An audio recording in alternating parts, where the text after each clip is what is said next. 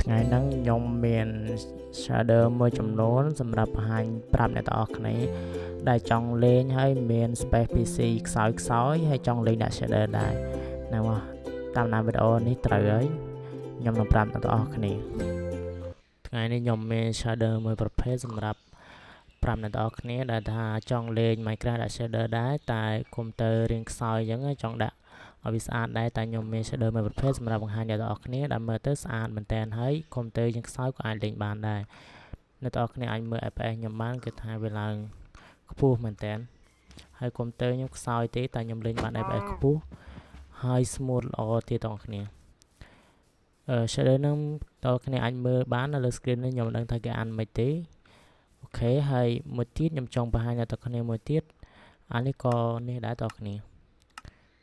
នេះឈ្មោះវាទាំងស្អីទេបងប្អូនអាចមើលបានហ្នឹងហើយបងប្អូនអាចមើលបានគឺថា FPS វាឡើងខ្ពស់មែនតើយើងអាចលេងមើលទៅស្អាតមែនតើបងប្អូនយើងអាចលេងបាននៅ smooth ទៅបីយើងកុំព្យូទ័រយើងរៀងខ្សោយអីចឹងយើងអាចលេងវាដោយមិនតាក់មិនអីចឹងអានេះសម្រាប់តើគ្នាណាដែលថាអូគាត់មានកុំព្យូទ័រអត់សូវខ្លាំងអីទេបើថាគ្នាយើងមានកុំព្យូទ័រខ្លាំងអីមិនបាច់មើលក៏បានដែរតែនេះសម្រាប់តែ